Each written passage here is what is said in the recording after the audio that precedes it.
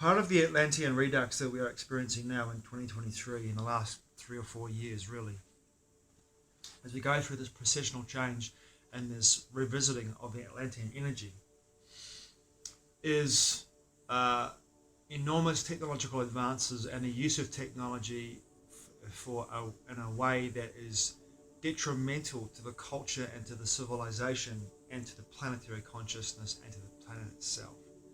Now, corporations that have created enormous environmental pollution need to be held responsible for what they've done. There's no doubt about that.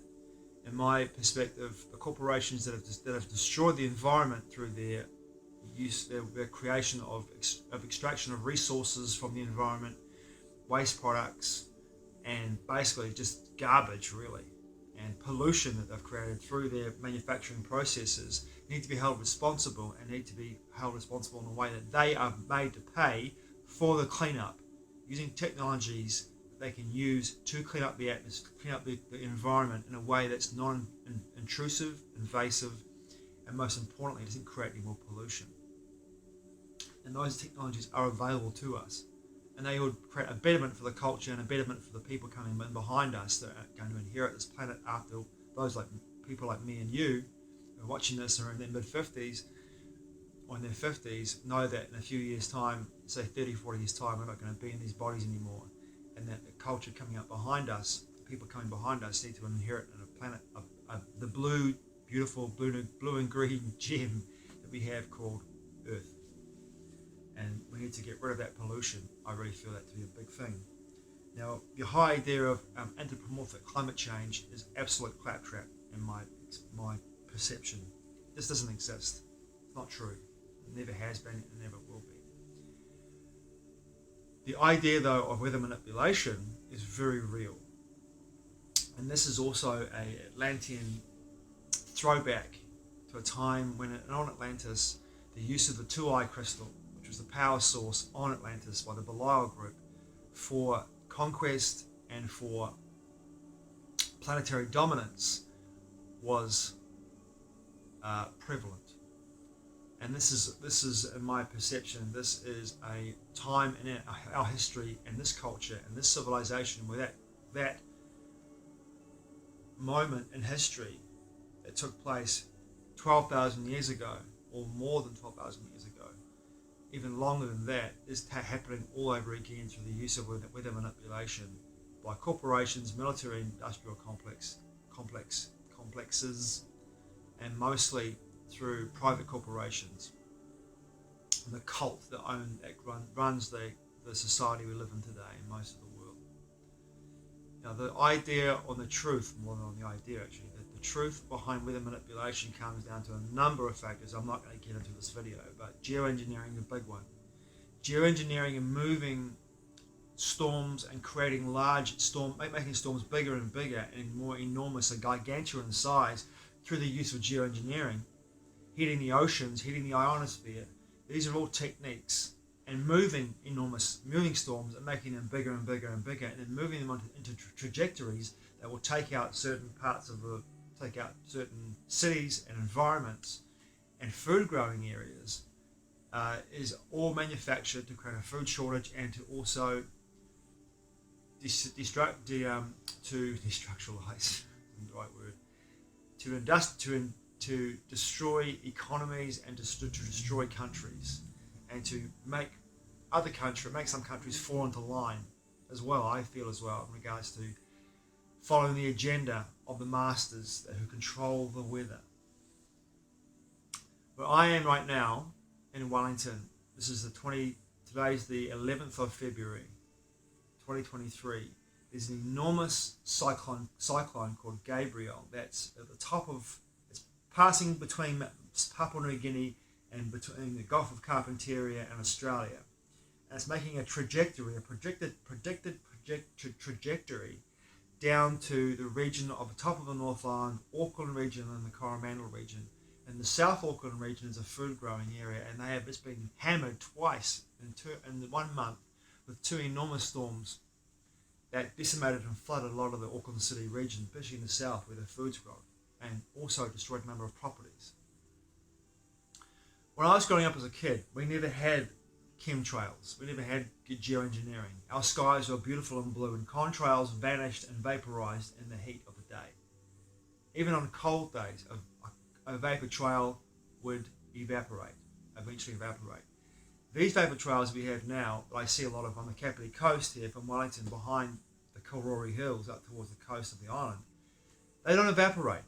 They're sprayed out and they fatten out, and they become a haze across the entire sky, and the blue, beautiful sunshine vanishes behind this haze until that haze begins to fall slowly, methodically towards the earth, and eventually hits the earth in such fine particles that I can't see them. When they fall into the soil, I breathe them in, they're there. These same techniques can be used to manipulate the weather. Putting heavy metals into the atmosphere will only, and then heating those heavy metals up through the use of EMF and EMR radiation, means that you can manipulate and move weather fronts. You can push weather fronts in towards locations or move them away from locations. China in 2008, the Beijing Olympics,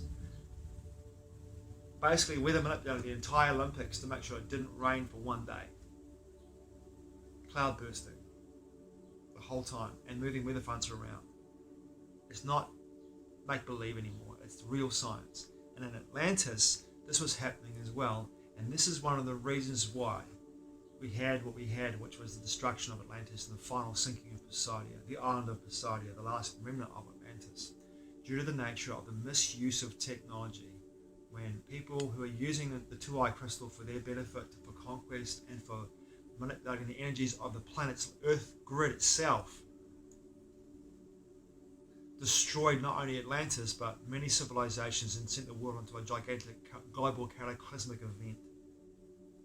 We are looking now down the barrel of another redux of that, in my perception, of that event at the end of Atlantis. Weather manipulation like this cannot be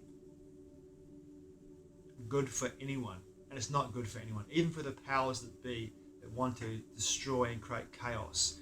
It's no good for you either, because the world that you're going to inherit, if you keep doing this and keep using technologies to induce earthquakes, to create gigantic cyclonic events, tornadoes, storms, floods, everything you can imagine when it comes to weather destructive events. By doing this, you're only going to put yourself in a situation where you are bringing in what happened at the end of the last ice age, but also at the end of Atlantis as well. Enormous global catastrophic events, and the planetary consciousness will fight back at some point. At some point, in my perception, Gaia Sophia's consciousness is going to flick, is going to shake, is going to induce an event that will not be manufactured by technology, but will be an event that will end this civilization once and for all. That's just my perspective. I wouldn't want to see this happen, but I do feel on some level as well that it has to happen for men and women to come to a place where they understand that you cannot do this. This is not healthy. This is not beneficial. This is helping no one, but only a small few number of people. And the way to really beat this and bring this to a place where it is no longer any power over us is to shine a light upon it, and not to push it off as being pseudoscience and conspiracy, but looking at it as being a true science. Weather manipulation is a true science, and there is no climate change. In fact, when I was writing blogs 2 years ago for a paid blog site on the internet, I was getting paid to write blogs. I was thrown off that website because I wrote a blog that after the COVID medical emergency, the next emergency on the cards was the climate change agenda. They threw me off the website, and banned me from using the website ever again for writing that blog. Now, what we are seeing now across the world, and especially here where I live, in Australia too, last year, we are seeing manufactured climate events by the powers that be, the cult that runs the world, according to David Icke, and I totally agree with him 110%.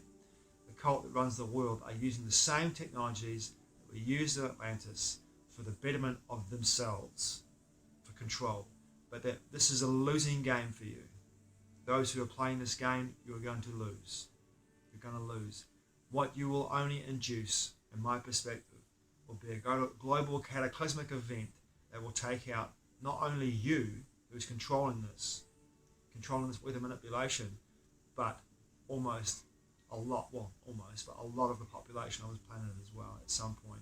If Gaia Sophia decides to shrug her shoulders, kick, punch, or just flick herself awake, the event that she would create would not be manufactured in the slightest, but it would be provoked, and that would be the end of our civilization as we know it.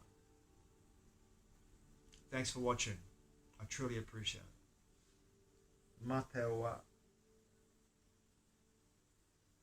I'll see you again soon.